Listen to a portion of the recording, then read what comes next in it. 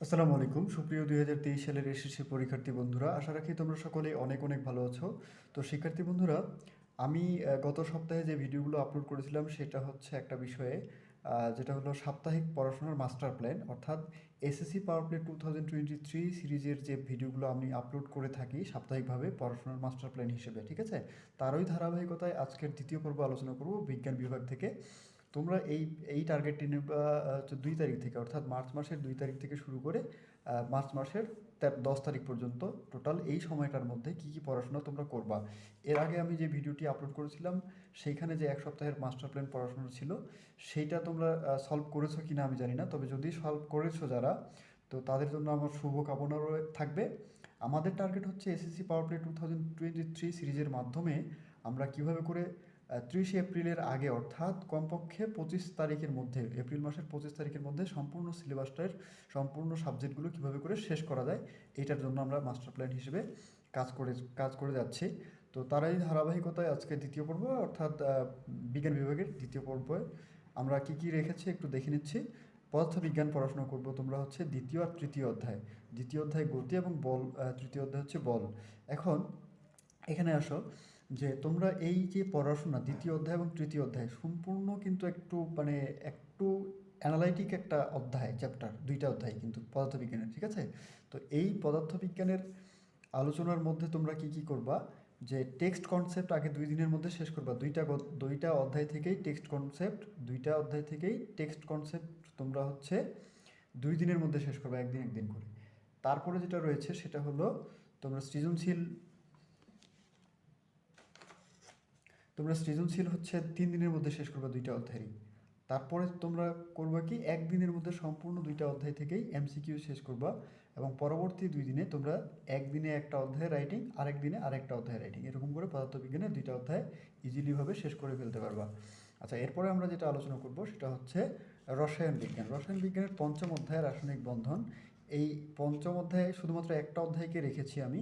সেটা কেন, যে তোমরা যে পূর্বের যে পড়াশোনা ছিল, অর্থাৎ 1 সপ্তাহের আগে, পূর্বের 1 সপ্তাহের, সেটার কিন্তু হচ্ছে এখানে আহ, সেটা কিন্তু হচ্ছে আগে রিভাইজেরও একটা ব্যবস্থা রাখা হয়েছে এখানে, অর্থাৎ রসায়ন বিজ্ঞানের রিভাইজের একটা ব্যাপার আছে। চতুর্থ এবং তৃতীয় অধ্যায় সম্পর্কে আমি কথা বলেছিলাম, এই দুইটা অধ্যায় কিন্তু তোমরা রিভাইজের জন্য রাখবা। এবং তার আগে তোমরা করবা কি, এই দুইটা অধ্যায় রিভাইজ করার আগে তোমরা হচ্ছে পঞ্চম অধ্যায় রাসায়নিক বন্ধনের, এটা কিন্তু অনেকটা হার্ডলি অনেকের কাছে না, 100% ভাবেই বলা যায় যে 90% স্টুডেন্টের কাছেই রাসায়নিক বন্ধন অধ্যায়টা বেশ কঠিন মনে হতে পারে, ঠিক আছে। এই জন্য আমি একটা অধ্যায় রেখেছি রসায়ন বিজ্ঞানের, সেটা হচ্ছে টেক্সট কনসেপ্ট 2 দিনে পড়বে, এবং 2 দিনে সৃজনশীল পড়বে, এবং একদিনে এমসিকিউ। আর বাকি যে 3 দিন, 2 2 4 আর 1 5, তাহলে 8 দিনের প্রজেক্টের মধ্যে তোমরা 5 দিন চলে গেল, বাকি থাকলো 3 দিন। এই 3 দিনের তোমরা করবা কি, প্রথম পর্ব এর আলোচনা, অর্থাৎ প্রথম সপ্তাহে যে পড়াশোনাটা করেছো তুমি গত সপ্তাহে, সেইটা অর্থাৎ তৃতীয় এবং চতুর্থ অধ্যায় রিভাইজ। তাহলে কিন্তু তোমার 3টা অধ্যায় ফুলফিল কমপ্লিট, এবং 3টা অধ্যায় থেকেই কিন্তু সৃজনশীল 100% ভাবে 3টি কমন পেয়ে যাবা পরীক্ষায়, ঠিক আছে। তো এই গেল আমাদের রসায়ন বিজ্ঞান আর পদার্থবিজ্ঞান। এরপরে যেটা আমরা আলোচনা করব সেটা হচ্ছে বিজ্ঞান বিভাগের ইংলিশ ফার্স্ট পেপার নিয়ে। তো ইংলিশ ফার্স্ট পেপার নিয়ে এখানে সিন প্যাসেজ প্রথমে আলোচনা করব। সে সিন প্যাসেজ কী পড়বা তোমরা, তো সিন প্যাসেজ হচ্ছে in the next class Mrs Chowdhury, তারপরে হচ্ছে today there are many jobs, তারপরে হলো Meherdan lives in a village, তারপরে হচ্ছে Bangladesh is now in the grip of, ঠিক আছে, এই প্যাসেজগুলো। তারপরে হিউম্যান ক্যান নেইদার চেঞ্জ, এই প্যাসেজটা কিন্তু হচ্ছে দিনাজপুর বোর্ডে 2022 সালে এসেছিল। তো দিনাজপুর বোর্ডে যারা তোমরা এই ভিডিওটি দেখছো, দিনাজপুর বোর্ডের জন্য এটা ইম্পর্টেন্ট নয়, কিন্তু বাংলাদেশের যে অন্যান্য বোর্ডগুলো রয়েছে তোমাদের জন্য মোস্ট ইম্পর্টেন্ট, অর্থাৎ 100% ভাবে তোমরা এই চ্যাপ্টার, এই যে লেসনটা ভালো করে পড়াশোনা করবা, হ্যাঁ, অন্যান্য বোর্ডের জন্য, শুধু দিনাজপুর বোর্ডের জন্য বাদ দিবা। আচ্ছা, তারপরে হচ্ছে আনসিন প্লেসেস তোমরা কি কি পড়বা দ্বিতীয় সপ্তাহের মধ্যে, সেটা হচ্ছে হুমায়ুন আহমেদ ওয়াজ এ টিচার, তারপর হচ্ছে মুন্সি আব্দুর রউফ ওয়াজ এ লেন্স নায়ক, তারপর হচ্ছে সুভাষচন্দ্র বোস, তারপরে হলো দ্য আইফেল টাওয়ার ওয়াচ, ঠিক আছে। এরপরে ইংলিশ সেকেন্ড পেপারের জন্য যেটা রাখবা তোমরা পড়াশোনার মধ্যে দ্বিতীয় সপ্তাহের জন্য, সেটা হচ্ছে কমপ্লেইন্টস লেটার। একটা কমপ্লেইন্টস লেটার কিন্তু তোমরা একটা পড়লে তোমরা কমপক্ষে 70 থেকে 80টা কমপ্লেন্টস লেটার লিখে ফেলতে পারবা। এই টাইপের একটা ইউনিক ভিডিও আমি আপলোড করেছি, সেই ভিডিওটি ডিসক্রিপশন বক্সে দিয়ে দিয়েছি লিঙ্কটি, সেখান থেকে তোমরা দেখে নিতে পারো, অথবা আমার চ্যানেলের যে হোম পেজ রয়েছে হোম পেজ থেকে খুঁজে দেখে নিতে পারো। এবং এইটা কমপ্লেন্ট লেটার কিন্তু তোমাদের দেখা গেলো যে 20টা বা 22টা কমপ্লেন্ট লেটার না পড়ে একটা পড়েই কীভাবে করে লেখা যায় বা শেখা যায় সেরকমভাবে আমি ভিডিওটা বানিয়েছি। তাহলে তোমাদের কিন্তু পরিশ্রমটা কমে গেল। এর সাথে কিন্তু আর্টিকেলটা তোমরা এই জন্য সাথে নিয়ে নিতে পারো। তাহলে খুব অল্প পরিশ্রমেই কিন্তু দুইটা জিনিস খুব ইজিলি কমন রাখা যায় আর কি, হ্যাঁ, পরীক্ষার জন্য।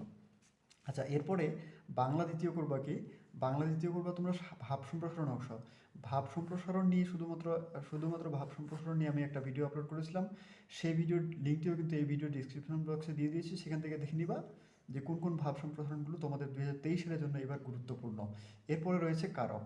তো কারকের জন্য কিন্তু ডেফিনেটলি আমি একটা ভিডিও আপলোড করে দিয়েছি, সেখানে যারা এখনও ভিডিওটি দেখোনি, যারা দেখেছো তাদের জন্য তো স্বাগতম, আর যারা দেখোনি তাদেরকে বলবো যে কারকের যে ভিডিও ডিসক্রিপশন বক্সে লিঙ্কটি দিয়ে দিয়েছি, সেখান থেকে দেখে নিতে পারো, ঠিক আছে? এই ছিল বাংলা দ্বিতীয় আলোচনা। এরপরে তোমরা করবা গণিতের বৃত্ত, সেট এবং ফাংশন, ঠিক আছে? বৃত্ত সম্পর্কিত প্রশ্নগুলো, বৃত্ত থেকে কিন্তু 100% প্রশ্ন হবে। তো বৃত্ত থেকে বহির্বৃত্ত, অন্তর্বৃত্ত, ঠিক আছে? এই দুইটা টপিকস থেকে মোস্ট ইম্পর্ট্যান্ট। এবং এই বৃত্তটা অনেকের কাছে কঠিন মনে হতে পারে, এটার সাথে এই জন্য সহজ একটা জিনিস রেখেছি, সেটা হচ্ছে সেট অফ ফাংশন।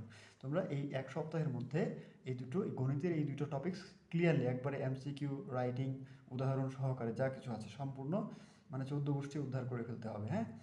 আচ্ছা, এরপরে বায়বীর করবে কি?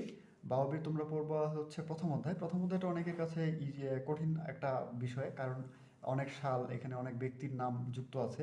এটার সাথে এই জন্য খুব সহজ একটা অধ্যায়, সেটা হচ্ছে বাংলাদেশের সামাজিক সমস্যা, ষোড়শ অধ্যায়, এটি রেখেছি।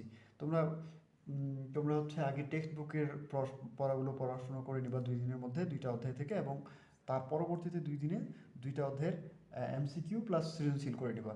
তারপরে যে সময়গুলো রয়েছে 2 দিন করে 4 দিন হয়ে গেল, আর বাকি যে 3 দিন সময় রয়েছে, এই 3 দিন তোমরা করবা যে 3 দিনের মধ্যে সমস্ত অধ্যায় 2টার সৃজনশীল রাইটিংয়ের ব্যবস্থা করবা। আর পড়াশোনার ফাঁকে ফাঁকে তোমরা লেখার একটা ব্যবস্থা রাখবা, কারণ হাত কিন্তু তোমার এমনি থেকেই চালু হবে না, লিখে লিখে লিখে তোমাকে চালু করতে হবে। তো ইম্পর্টেন্ট কথা হচ্ছে তোমাকে পড়াশোনার পাশাপাশি লিখতে হবে প্রচুর পরিমাণে, যতটুকু পারা যায়, যতটুকু সাধ্য থাকে, ঠিক আছে? তারপরে ধর্মের জন্য আমি গত সপ্তাহের ভিডিওতে পঞ্চম অধ্যায় পড়াশোনার জন্য কথা বলেছিলাম। আজকে বলবো চতুর্থ অধ্যায়, সহজ একটা জিনিস। এই কারণে যে আমি এর আগের যে পড়াশোনাগুলো ছিল, যেমন হচ্ছে প্রথম অধ্যায় তোমার সমাজের বায়বীর জন্য যে প্রথম অধ্যায় ছিল, এটা কিন্তু অনেকটা হার্ড। এজন্য আমি ইসলাম ধর্মের চতুর্থ অধ্যায় খুব ইজি একটা জিনিস রেখেছি, ঠিক আছে? তো সেটা কিন্তু পড়াশোনা করে নেব এরকমভাবে, হ্যাঁ? তো আজকের আমাদের মাস্টার প্ল্যানিংয়ের এইটাই ছিল মূল আলোচনার বিষয়। আর শিক্ষার্থী বন্ধুরা, এর পরবর্তী ভিডিওর জন্য অপেক্ষা করতে থাকবে, ইনশাআল্লাহ শীঘ্রই পেয়ে যাবা। আসসালামু আলাইকুম, ভালো থাকবে।